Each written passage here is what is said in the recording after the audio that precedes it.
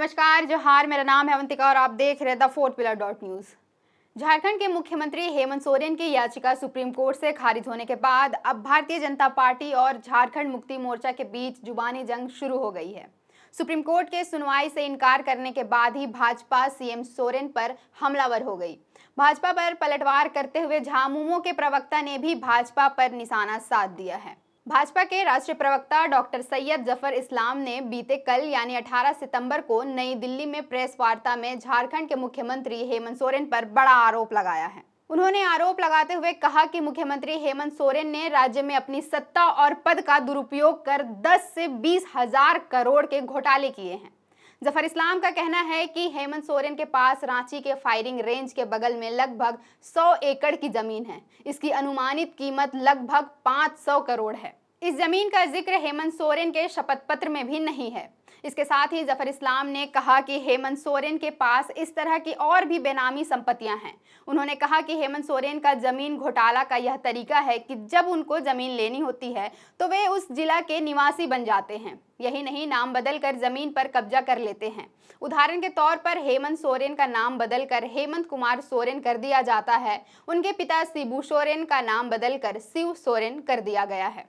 उन्होंने झारखंड सरकार को इंडिया अलायंस के भ्रष्टाचार एवं घोटाले का स्लीपर सेल तक बता दिया है। इतना ही नहीं, जफर इस्लाम ने और अन्य भ्रष्टाचार के मुद्दों पर भी हेमंत सोरेन को घेरा है। डॉक्टर इस्लाम ने हेमंत सोरेन सरकार के भ्रष्टाचार की लिस्ट जारी करते हुए कहा कि गरीबों को रोजगार देने वाली मनरेगा योजना में 550 करोड़ रुपए का घोटाला हुआ। उद्योग को मिलने वाले कोल ब्लॉक आवंटन में 1500 करोड़ रुपए का घोटाला हुआ। शासन प्रशासन के संरक्षण में 1500 करोड़ का अवैध खनन घोटाला किया गया। ग्रामीण विकास फंड का दुरुपयोग कर 1500 से 2000 करोड़ रुपए के घोटाले किए गए। वहीं 3 से 5000 करोड़ रुपए के जमीन घोटाले हुए। उन्होंने कहा कि झारखंड में ट्रांसफर पोस्टिंग उद्योग सबसे ज्यादा फल फूल रहा है। इसमें लगभग 100 से 500 करोड़ रुपए के घोटाले हुए हैं।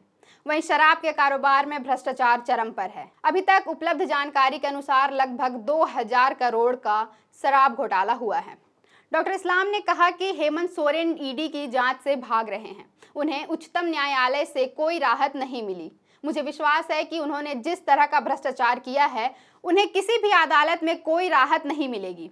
उन्हें जांच का सामना करना होगा। उनके कारनामे लोगों के सामने आएंगे। भाजपा के इन आरोपों का पलटवार करते हुए झारखंड मुक्ति मोर्चा के महासचिव सह प्रवक्ता विनोद कुमार पांडे ने कहा कि मुख्यमंत्री हेमंत सोरेन की जो भी संपत्ति है वो पब्लिक डोमेन में है।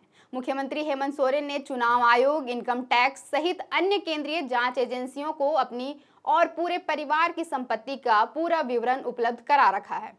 उन्होंने कहा कि बार बार मुख्यमंत्री हेमंत सोरेन और उनके परिवार की संपत्ति के संदर्भ में तथ्यहीन आरोप लगाकर भाजपा राज्य के आदिवासी मुख्यमंत्री की छवि खराब करने का षड्यंत्र रच रही है। हेमंत सोरेन देश के सबसे सशक्त आदिवासी नेता के रूप में उभर चुके हैं।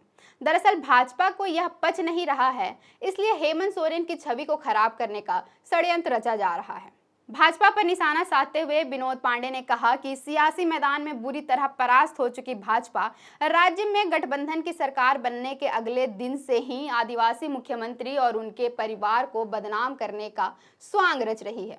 भाजपा का उद्देश्य राज्य के विकास के लिए दिन रात काम कर रही हेमंत सरकार के खिलाफ गलत धारणा बनाकर सत्ता हथियाना है। झारखंड को अलग राज्य बनाने के आंदोलन में अपना सब कुछ दांव पर लगाने वाले सोरेन परिवार को बदनाम करने का भाजपा का सपना जग जाहिर हो चुका है और आने वाले दिनों में होने जा रहे चुनाव में राज्य की जनता इसका मुंहतोड़ जवाब देगी। इस आरोप प्रत्यारोप के बीच सभी को आगामी 23 सितंबर का इंतजार है। 23 सितंबर को ईडी ने हेमंत सोरेन को पूछताछ के लिए चौथी बार समन भेजा है। सबके मन में यह सवाल है कि हेमंत सोरेन ईडी ऑफिस जाएंगे या नहीं। अब ईडी के आगे की कार्रवाई के बाद ही पता चल पाएगा कि झारखंड की राजनीति में क्या नया मोड़ आएगा। फिलहाल के लिए इतना ही। देखते रहे द फोर्थ पिलर न्यूज। अगर आप चाहते हैं कि हमारे वीडियोस का नोटिफिकेशन आपको बिना देरी के मिलता रहे तो आप इस चैनल को फॉलो और सब्सक्राइब जरूर कर लें। बाकी आप हमारे काम को लेकर कोई सुझाव हमें देना चाहते हो तो कमेंट बॉक्स में आप सादर आमंत्रित हैं। इसके अलावा हमारे वीडियोस आपको अलग अलग ठिकानों जैसे फेसबुक, इंस्टाग्राम, ट्विटर पर भी देखने को मिलेंगे, जिसके लिंक डिस्क्रिप्शन में डाल दिए गए हैं। शुक्रिया।